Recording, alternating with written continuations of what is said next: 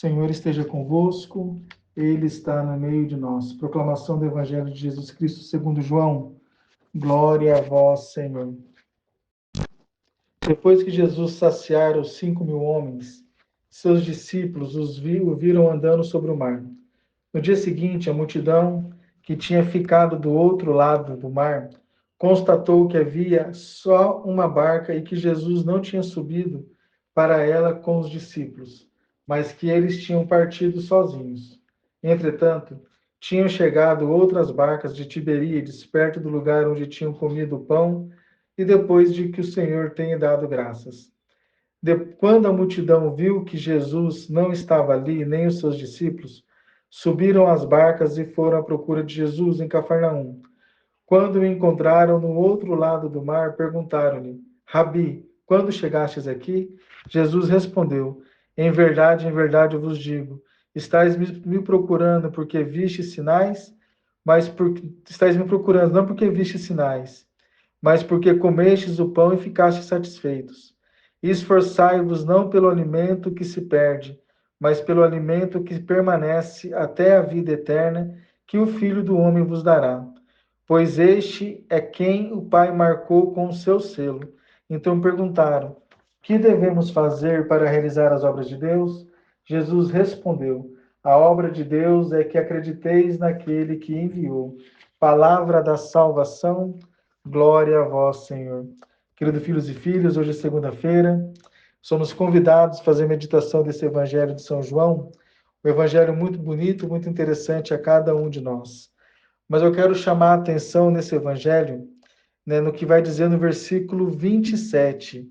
Vai dizer exatamente assim: esforçai-vos não pelo alimento que se perde, mas pelo alimento que permanece até a vida eterna, e que o Filho do Homem vos dará. Queridos irmãos e irmãs, nós estamos ouvindo nesse contexto desse evangelho sobre o pão da vida, Jesus como pão, como alimento que dá a vida a cada um de nós. E o texto é muito interessante: esforçai-vos pelo alimento que não se perde. O que isso significa, querido irmão e irmã? Nós temos que, de certo modo, continuar vivendo uma vida de busca de santidade, continuar se entregando numa vida de honestidade diante das coisas de Deus, entender que Deus é o centro da nossa vida, o centro da nossa história, compreender que sem Deus nós não somos nada, nos esforçarmos literalmente para continuar sempre na presença de Deus. Vivenciamos recentemente, no mês passado, a grande solenidade da Semana Santa e da Páscoa, e eu dizia naquela ocasião que nós temos que ser cristãos como nós fomos cristãos na Semana Santa. Quantos cristãos se confessaram na Semana Santa, vivenciaram santamente a Semana Santa, e depois que a Semana Santa acaba, parece que tudo volta ao normal, né? Eu vou na missa quando eu quero, eu participo de um grupo de oração, de um grupo bíblico de reflexão quando eu quero, confesso uma vez por ano apenas. Quando eu me confesso, não me esforço em nada para estar presente diante das coisas de Deus. E o texto de hoje é muito claro: esforçai-vos pelo alimento que não se perde, mas pelo alimento que dá a vida eterna, que o Filho do Homem vos dará. Ou seja, temos que estar, queridos irmãos e irmãs, sempre, a todo momento, na presença de Deus, com uma vida de oração, com uma vida de honestidade diante das coisas de Deus. Mais uma vez, o Padre diz a vocês, vivenciar esta comunhão com nosso Senhor Jesus Cristo não é simplesmente no momento da missa, você sair do seu banco no tempo propício, no finalzinho da Santa Missa, e comungar e voltar para o seu banco. Isso não é só isso, perdão, não é comunhão. Comunhão é o comungar de tudo aquilo que a igreja me ensina, de tudo que a doutrina me ensina, de tudo aquilo que eu tenho que amar a Santa Igreja.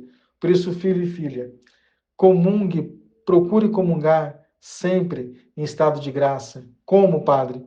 Confessando mensalmente, indo nas missas todos os domingos, procurando mudar de vida, esforçai-vos para mudar de vida, entendendo que a doutrina da igreja, a disciplina da igreja, o magistério, é aquilo que eu tenho na minha vida que pode fazer com que eu mude de vida. Eu tenho que amar os meus bispos, tenho que amar a igreja, tenho que amar o padre.